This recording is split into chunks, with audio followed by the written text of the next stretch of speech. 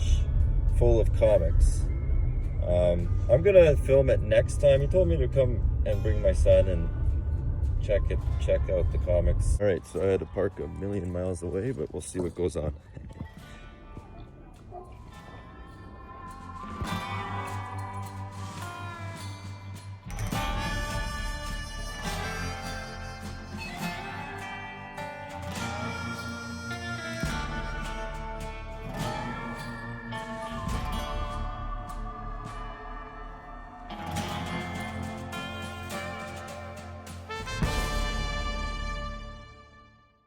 Well, we made it home, so let's check out what we got, and let's just get that started. From the comic store, I was able to get a few back issues that I wasn't able to get at my LCS, so I picked up this Teenage Mutant Ninja Turtles limited to 4 series of the Stranger Things. Stranger Things is huge on Netflix, and it's a good story all in all. I've not watched the entire series on Netflix, but I will eventually, and I'm happy to grab these books. Just a spoiler, fast forward if you don't want to see what's inside. It looks like we've got Raphael and Michelangelo there. Little stuff inside dealing with the characters of the Stranger Things. I like that. Another Unstoppable Doom Patrol number 4, and this was the first appearance of the Meta Woman. I thought that Meta Woman was in the front cover. She's not, but still a dope book to grab.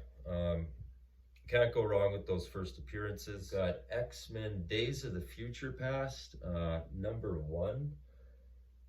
This was a really cool book to pick up. I wasn't able to grab this in Wednesday, so really happy to see that there was a whole bunch of them there. This book has first appearance of Goliath and Sprit, I don't know, The Children of Colossus and Kitty Pryde, 4-issue prequel to the classic Days of the Future Past story arc told in X-Men 141 and 142. So it's a total key. I believe they'll probably be all keys, so we'll have to just grab those as they come. It was also a back issue from last week. It's the What If Dark. This one's the low key, number 1. So I've always been a fan of What If, and I loved what Marvel has done with What If's comics. Art's incredible. Stories are always out there and always pretty good. I spared you once, Wolf. This time I shall reduce you to dust. I think not, stepfather. Low key, I killed Thor, and now it is your turn. Fenris snapped. Oh, yeah, that's really out there. I missed the Miles Morales, so I grabbed Miles Morales 8, and I grabbed the book in the variant cover, because this one is looking really cool. Really, really cool. We got Miles Morales there, attached to the building with his reflection. So next up, we've got Void Rivals number 1. I'm really excited to get into this. I've heard lots of good things about it, and it's really popular. So, and we've got the second printing of the Void Rivals 1. It says, a Skybound comic, the Transformers bot at the end of this comic, starring lovable tall Jetfire. And then he says, hello everybody. You know, Cybertron Street. Totally cool cover, right? So that's by Void Rivals. All right, so that's it for the back issues. Now we will get into some of the fun stuff. I found a few Canadian variants. We got Marvel Tales Spider-Man. So these are all in the Canadian prices. This is a Canadian variant. This book in 2018 was $10, and this is the Canadian variant price. So it was going for $10 raw at a 9.2 level, and then jumped at 2019 till today, going steady at $12 in the raw value. And the direct edition at the 9.2 level, since 2018 to 2020, that's the data I have here, is $5. So it's more than doubled. Spider-Man and Alpha Flight. This is also a Canadian variant in the newsstand. So guys, these were put in Canada in the newsstands. So if you can obtain a high quality, high grade book such as this, I believe that it's going to go places. So this book here with the data as a 9.2 Canadian variant raw, this book would be $20 all day long since 2020, in fact. And then your direct edition, so non-Canadian variant and non-newsstand, by the way, just direct edition, $6. So more than tripled the value on this bad boy. Plus you got the Spider-Man in the black suit. Can't go wrong.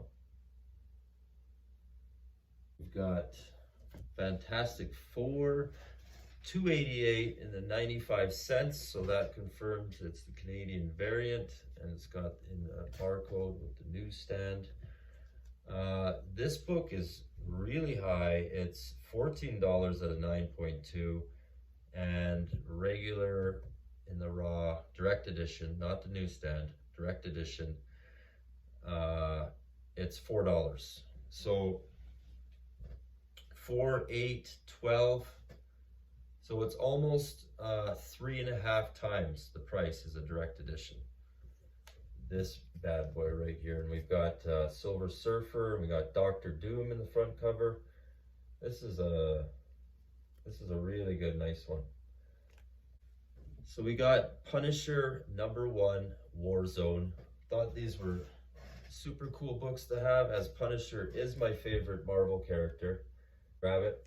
It's confirmed the newsstand. You can see right there. Those numbers right there. That makes it the newsstand, because the other book looks exactly identical to this one without the barcode as well. And it's got the, I don't have anything, but it's got different numbers down here. It says the pages and whatnot. So that's how you can tell the difference. So that's the #1. I got that book for $8. Pretty decent. I mean, it's not worth more than $8, but it's not worth really less than $8 in a high grade like that. Then we got the Warzone Punisher 2. So this one also really cool book. We got Punisher there. Punisher kicking ass, of course, throwing some grenades, ready to blow the crap out of anything. And also this is a newsstand, so this one I thought was really cool. It was just sitting there. I wasn't sold yet. I seen it in the others, my LCS. For some reason, I think they wanted $70 for it. It is a Frank Cho variant, 1 in 25. Batman, 134. So I got this one for $25, and you can't really go wrong with that. Like, this cover is gorgeous. This is all pencil art. I might frame up, you never know, and stick it on my wall. One of the garage sales that I went to 3 different garage sales, which I bought a couple of collectibles from. We've got the Fantasia in the VHS, still in its cellophane wrap, and never been opened, never been watched. So that's Fantasia 2000 in the VHS. And if you don't know what VHS is, just Google it and it'll tell you all about it there. Then we have Beauty and the Beast, The Enchanted Christmas. It's Not that I'm a huge fan of Beauty and the Beast, but it's in that cellophane wrap. It is a VHS, and I am a collector of VHSs, so me and my son also collect the Walt Disney VHSs. So to see them in the cellophane wrap for $5 a pop, sure, why not? And then we got the Aladdin King of Thieves. Thought this one was really cool.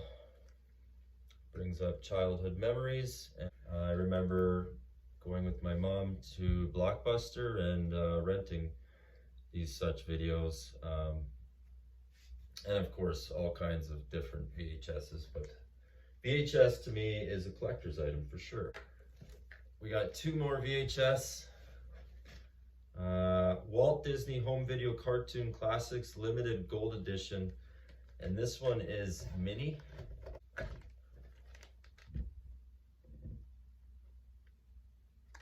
This is a collector's edition. Pretty decent shape. It's all like the plastic on it is all being wrinkled, but I looked at the VHS. So this is a VHS. It's like a tape, giant tape. And then we got the classic Mickey right there.